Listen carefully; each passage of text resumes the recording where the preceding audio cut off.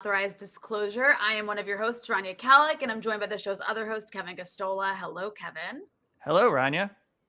So we're very excited to have with us today one of my favorite, actually probably one of my, my most favorite person in the world, Zoe Alexandra, a journalist with People's Dispatch. If you guys are not following People's Dispatch, you need to immediately go follow People's Dispatch, have their web page bookmarked, sign up for their email list, whatever, because they are one of the best outlets reporting what's happening on the ground from movements around the world. And Zoe right now is in Brazil. You've been in Brazil for a while. You're going to stay in Brazil to cover the election between Lula da Silva and Jair Bolsonaro. Zoe, first of all, welcome to the show. We're so happy to have you on. Yes, thank you for taking some time to talk with us. Oh, yeah. Of course. It's always a pleasure to chat with you guys. And there's a lot we want to chat about because when it comes to Latin America, I mean, you are one of the most knowledgeable people that we know, I think, speak several of the languages, both Portuguese and Spanish.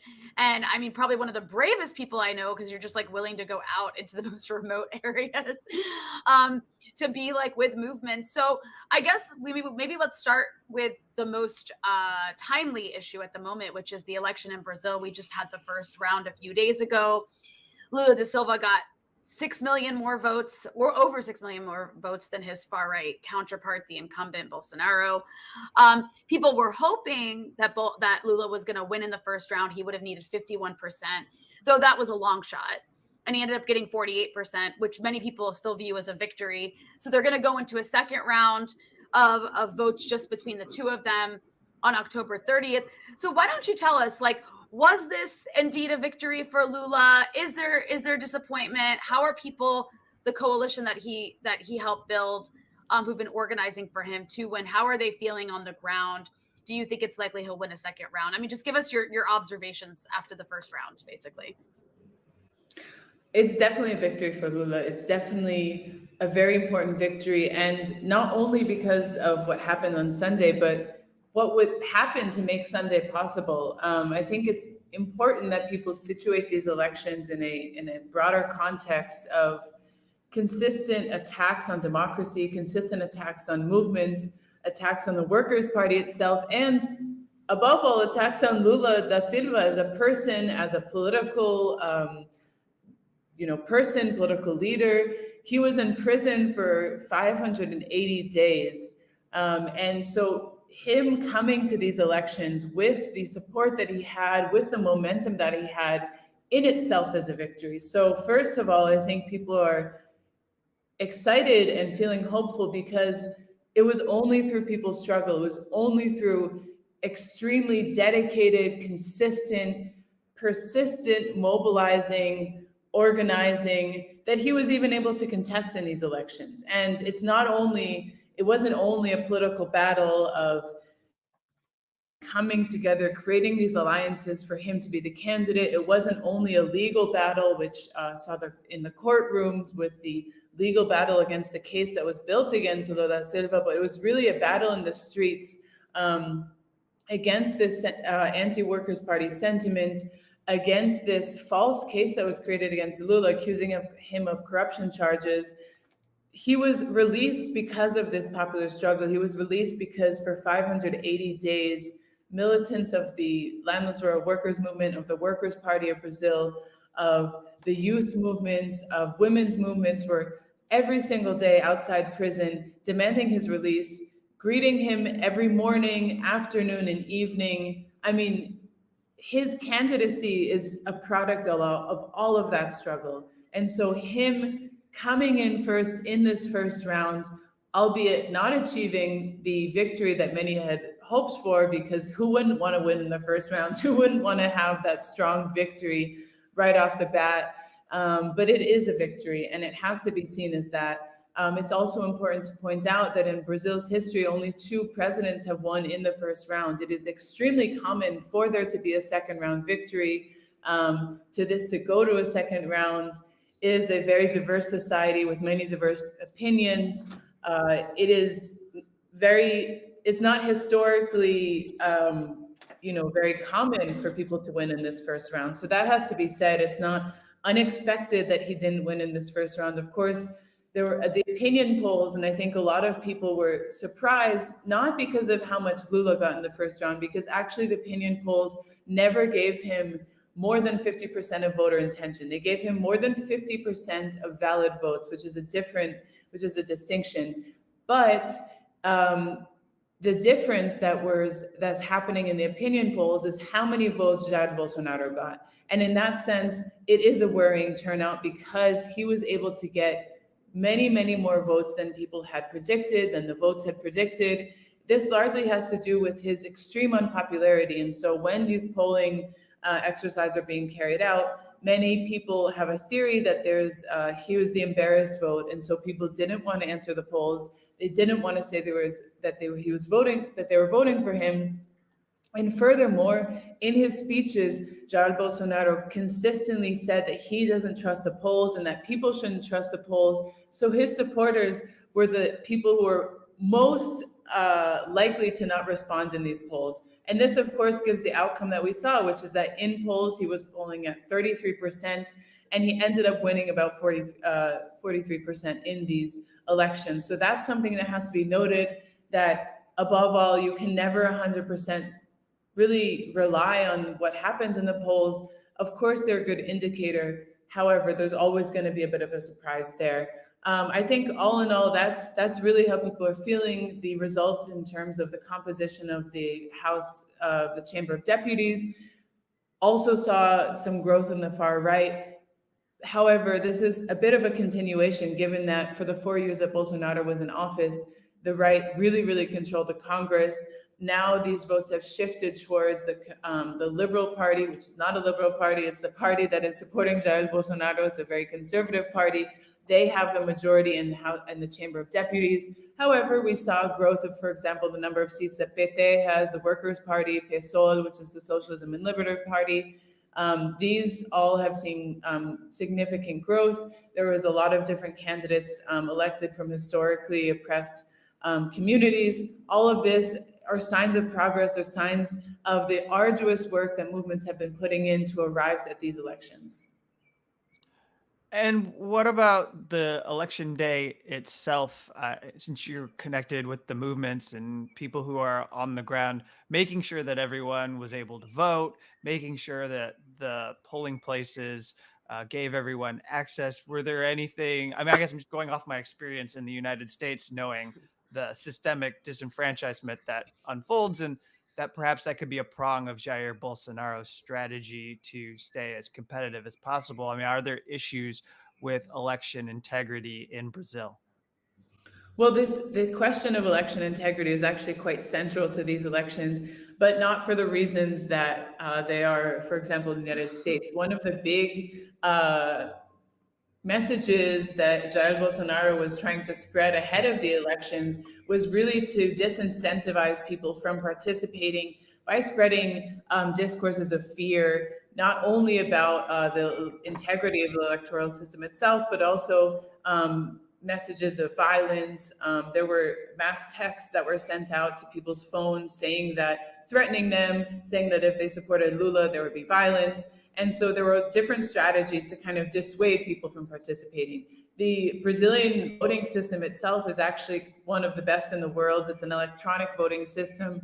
They're in the process of moving completely over to biometric data, which means that you vote with your fingerprint, a very secure system that they have in the country. Sorry, did I cut out? No, you're here. You're just your video cut out, is kind of pausing sometimes, but we can hear you fine. Okay. Yeah. So it's an extremely safe system. As I said, one of the best in the world. It's an electronic voting system which eliminates a lot of human interference in the counting process and many other of those elements which we see across the world that have generally had some disputes in that sense. For example, the Honduran elections, a lot of electoral fraud being able to be committed. Brazil doesn't have this. However, this electronic voting system was kind of the centerpiece of Jair Bolsonaro's attacks ahead of the elections. He has, since 2018, been calling for a return to paper ballots saying that the electronic system is unreliable, and that in 2018 he should have won in the first round against Workers' Party candidate Fernando Haddad.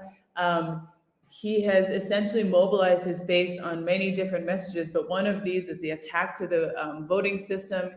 And in response, the Supreme Court, the Electoral Court has defended this system, defending its integrity, its transparency, its efficiency, and Jair Bolsonaro has continued to attack it. He said that he made many different threats, saying that the military was going to do an independent count, which is also kind of a misnomer because anyone can do an independent count. You can just go to the polling station after polls close and ask for a ticket, seeing what the voting was.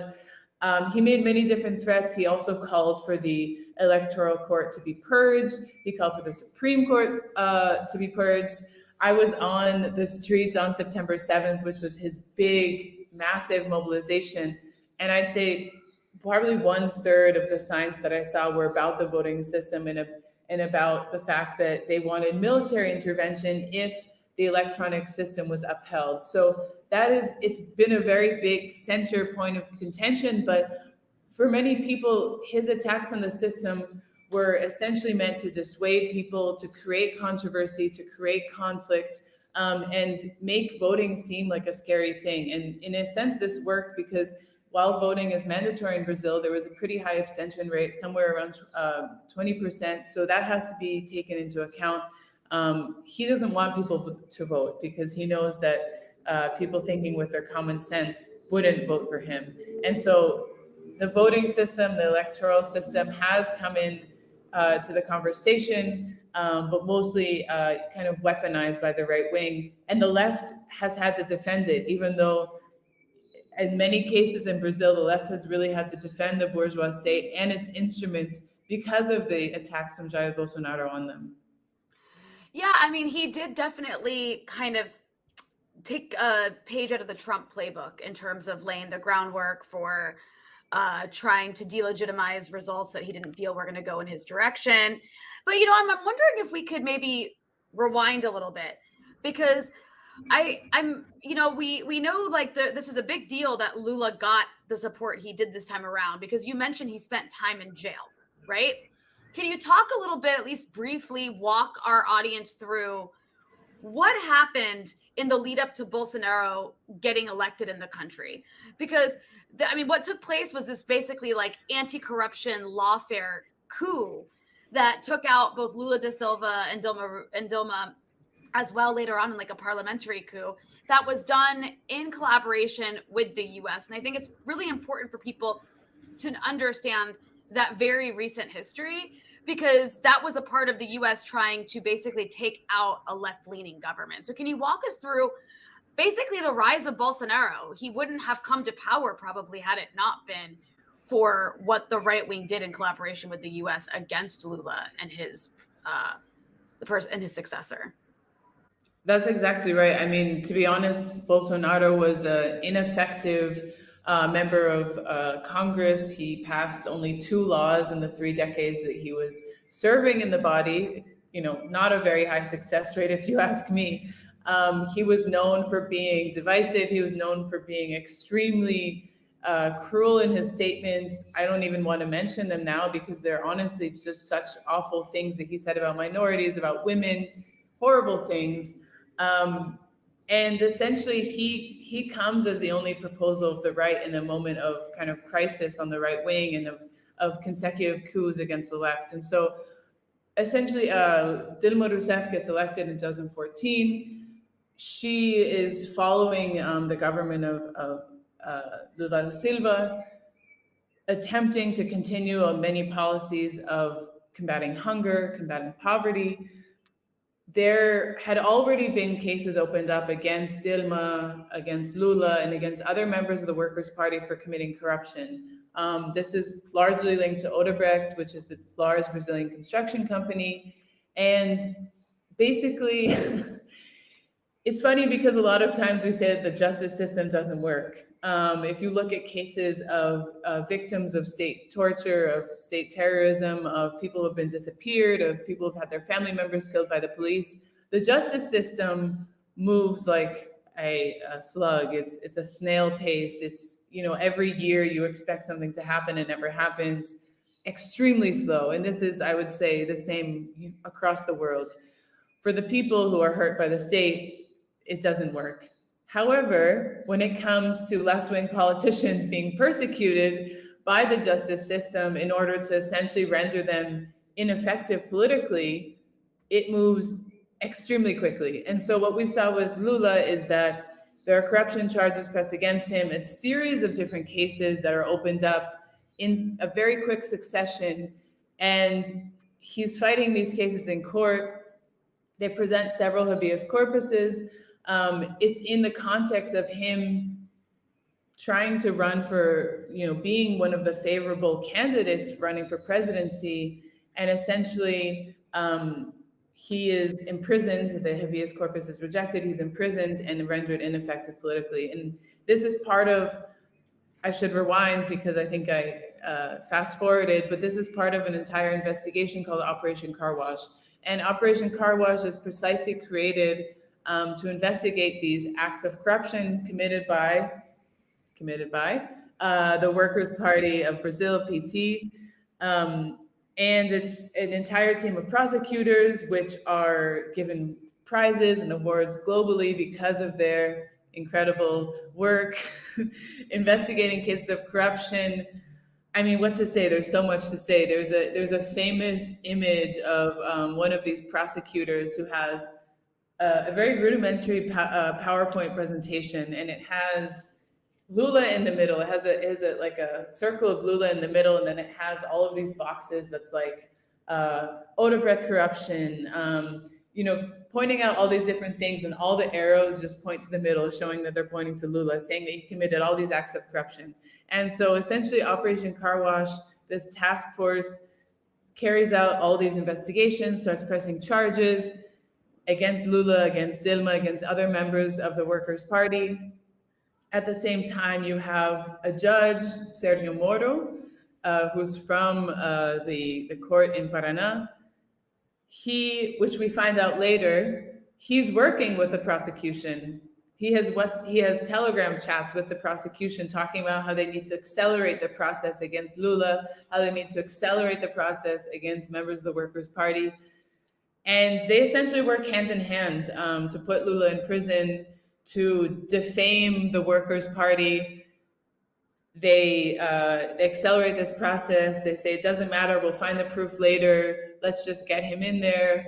Of course, we can thank The Intercept for getting all these leaked chats and publishing and making them public for the world, because already when Lula was getting persecuted, something didn't seem right. It seemed like it was going really quickly. They didn't have any evidence.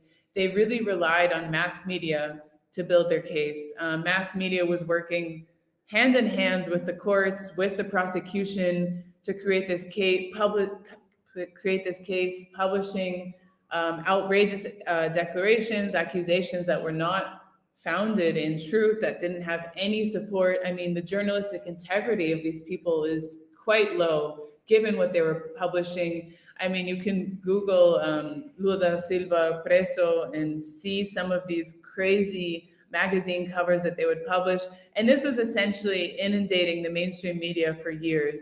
And so in that moment where you have the collaboration between the media, between the prosecution, between the judges, they put Lula in prison and they render him politically unable to serve. And it's right then that Jair Bolsonaro appears as a possible candidate. He's able to unite the bourgeoisie. He's able to unite the diverse sectors of the right. Lula, who is the people's favorite, who had, I think, an 80% approval rating at the height of his presidency in 2010. Extremely high, if you ask me. And he took Brazil off the hunger map. He was extremely popular. He was favored to win the 2018 elections, but he's put in prison. Jair Bolsonaro gets the support of the right wing that has been working so very hard to eliminate Lula. And it's in that context that Jair Bolsonaro wins the elections against Fernando Haddad in 2018. not only did they take Lula out of office, out of the running, but they also conducted one of the most sophisticated fake news operations using WhatsApp, using social media, inundating people's phones with lies about Fernando Haddad, saying that he was going to force all of their children to be gay, saying that he was a child abuser, all sorts of things which legitimately had zero truth to it, just to get people scared, just to dissuade them from voting for him. And that's how Jair Bolsonaro was elected. He's not elected by popular vote, if you think of it in that sense, because he was elected in a coup scenario where not only was Dilma taken out by the coup, a parliamentary coup, which was also part of this lawfare campaign, in which Jair Bolsonaro himself supported the military dictatorship that tortured her. Not only was Dilma taken out by the coup, Lula was eliminated by essentially a coup, a coordination of all these right-wing forces. And then a mass fake news operation is created against Fernando Haddad, and Jair Bolsonaro is elected. So it's in this scenario that we're even coming to these 2022 elections with all of this adversity against the Workers' Party, all of this adversity against Lula. And even then, the Workers' Party is able to get the support it's able to get. Mm-hmm. All right. Unless you have anything else, Rania, I'd like to move to Cuba. Well, actually, I do have a question to actually zoom out before we move to Cuba real quick, which is important. Okay. This is a question that's kind of like a segue from Brazil to the rest of the region. We saw that Juan Guaido actually made this really pathetic video endorsing Bolsonaro. And I mean, obviously, like this looming election of Lula, he's the likely going to win, I hope, fingers crossed, but he's supposed to win if everything stays as it is, unless something wild happens in the coming weeks. It'll be a part of a pattern that we've seen, what people are calling a second pink tide, a pink tide 2.0. So I'm curious, what's the importance of having a left-leaning leader in Brazil, which is the biggest country in the region, for the rest of the region? Because you have all of these other countries, right? We've always had Cuba for the last 60 years, but then you've also got Venezuela for the last, 20. We now have the reversal of the coup in Bolivia, the reversal of the coup in Honduras, a sort of social democrat elected in Chile, Argentina's moving to the left. Like you've got all these different things taking place across the region. What's the significance of Brazil joining in this pattern? It's impossible to even calculate the importance of Brazil having a progressive government. So many possibilities. I mean, even if the other countries weren't progressive, it would mean it would have a huge impact, just given the size, as you said, of Brazil. But we're in a moment right now in Latin America where the majority of the countries have progressive-leaning governments. There's different degrees, different shades of what progressive is, and how far they're willing to go, for example, to defend Cuba and Venezuela, or to even challenge the capitalist system. But the majority are progressive. They are trying to further a program that guarantees their people the basic rights to house, jobs, survival. These are governments that are more open to working together. I think really Petro in Colombia has broken down humongous barriers in terms of what the Colombian government was doing before. And so having a Lula da Silva government in this context is huge. It would open so many doors in terms of economic cooperation, political coordination.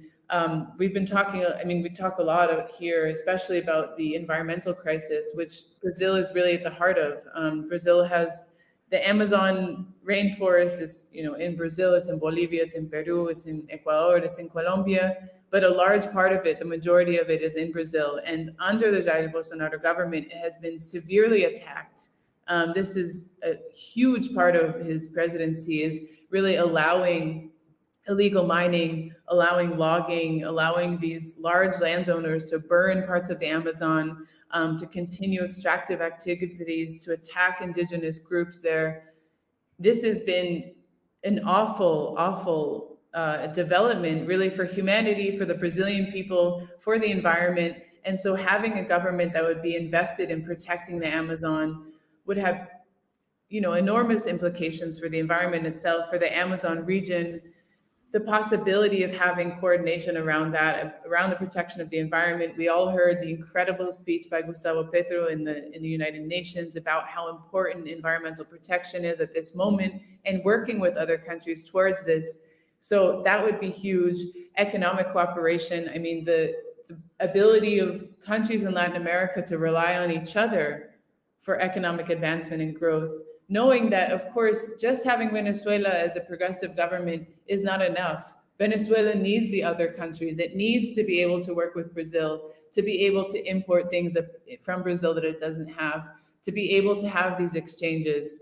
This is crucial. And Lula da Silva has already emphasized the importance of spaces like CELAC, like BRICS, and other spaces of cooperation, South-South cooperation, medical collaboration, working with Cuba, distribution of vaccines. One of the biggest tragedies of the Jair Bolsonaro government was his handling of the COVID-19 pandemic, where over 650,000 people died because of his policies, because of him blocking vaccines from entering the country, because of blocking the possibility of isolation policies.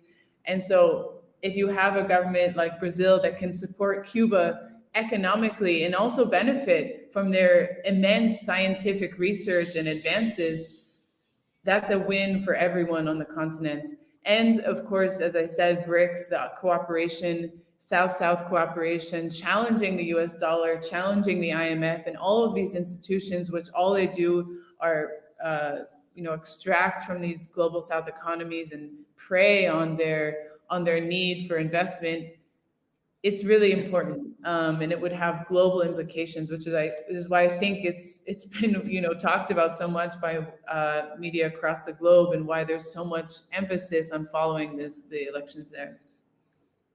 Well, that's really good for you to articulate, and I'm glad that Rania asked that question. I actually pulled a clip of Xiomara Castro at the UN General Assembly that I'd like to play, and you could provide further comment on it, because it's not just that we've seen a surge in the left which could counter these right-wing forces, but it's also that these leaders are explicitly calling out American capitalism and doing something to confront it. So I'll play this, and this is part of what we saw at the UN General Assembly. Rania can discuss it because she was there reporting for Breakthrough News, but also this is part of seeing how there are these leaders that are forming this coalition that can speak with such integrity and authority, having been the targets of the system.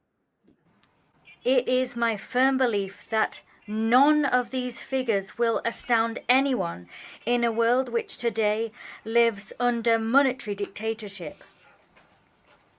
A monetary dictatorship which imposes draconian measures of fiscal discipline on the poorest among us. A monetary dictatorship which increases the suffering of the majority left behind, and a monetary dictatorship in which speculative capital has no limits. It is patently clear that today, for our country to survive, we must reject this so-called austerity, which favors those which concentrate wealth in a few hands, and favors those who increase inequality exponentially. The poor nations of the world will no longer tolerate coups. They will no longer tolerate the use of lawfare, nor color revolutions that are habitually organized to plunder our extensive natural resources. Yeah. And so that's Xiomara, who is now the leader of Honduras, and as she's very clearly articulating this, and we'll get to Cuba later, but I guess start broadly. I mean, maybe just get your general comment of how this alliance is not just about what's happening internally, but also dealing with this meddling from Western countries. Definitely. I mean, for me, honestly, the first day of the General Assembly, with Xiomara Castro, with Luis Arce, with Gustavo Petro. I mean, you really felt that there's a new force awakening, and that these countries, which, especially with Honduras and Colombia, which historically have just been trampled by the US. I mean, trampled's even, it's not even saying enough. They've been essentially destroyed by the US, by neoliberalism, by the IMF, and that they're going to this huge international forum and denouncing these kind of things is incredible. And I think it really shows that the tides are shifting. And of course, the US is also learning how to re-engage with these countries and how to shift their own discourse. They know that they can't, do what they did in Honduras and uphold coups and uphold dictatorships. They're also trying to figure out what is their next move, because they know the tides are turning. And Xiomara Castro, I mean, she's so symbolic of this new wave of coming to power after 12 years of a dictatorship implanted by a coup in Honduras, where the country is decimated. Over 70% of people are in poverty in Honduras before those elections that happened. And so this emphasis on the humanity and the autonomy of these countries to rescue their people is so important. And that's her speech, Luis Arce's speech, Gustavo Petro's speech this day speaks to this. And of course, we want them to be the most anti-imperialist possible. We want them to be standing up in ways that we've seen Cuba and Venezuela do. But however far they're going, I think is important to recognize, especially where they're coming from. As I said, their countries have been decimated by these policies, by decades of foreign companies plundering their resources. So these steps they're taking on the international realm of standing up to the United States, but also lifting up their people and bringing their populations to a minimum rate of survival, of trying to take one step closer to guaranteeing housing, to guaranteeing food, to lifting people out of hunger and poverty is so important. And only then they'll be able to kind of take on the challenges they need to further develop and grow these alliances necessary to challenge the bigger forces at play in the region. Well said. I agree wholeheartedly. And I mean, Zoe, this was an incredible hour to get to hear from you. I'm about to sneeze. I just sneezed. Okay. Sorry about that. That was that's your cue to plug. That's your cue to plug your media outlet. That's what we do now. We sneeze. We sneeze to give you a chance. Yeah, to plug People's Dispatch. Go for it. Well, please follow People's Dispatch. We are doing our best to cover people's struggles across the world, from Brazil to South Africa to Tunisia to India. We are speaking to people involved in movements and organizing to try to create a better society and a better future, speaking to them about what's most important to them, what are the issues that people are facing on the ground. These are voices you really and truly won't hear anywhere else. So I really encourage people to check it out, not because, we're doing such a great job, which I do believe that we're trying to do our best, but because these voices are so important to be heard. These are people who are putting their lives on the line to create this future, that are risking everything to fight against oppression. And we want you to hear from them. That's why we're talking to them. That's why we're doing the work of translating interviews. That's why we're constantly trying to bring these voices to you, because we think that these are the people that we must listen to when humanity is in such a deep crisis. It is the people who are in dialogue with the working class, who are in dialogue with the masses, who are fighting for that future, that need to be heard, because it's their proposals that are going to change the world and that are going to save humanity. Well, nice. Thank you very much. It was really good to be able to talk with you. And, like we say every week to people who follow our show, we'll be back next week with another episode. And if you would like to become a subscriber and support this show, you can go to thedissenter.org, and for as low as $4 a month, $3 a month, if you become an annual subscriber, you can get access to all of our full episodes, as well as the exclusive episodes that we post.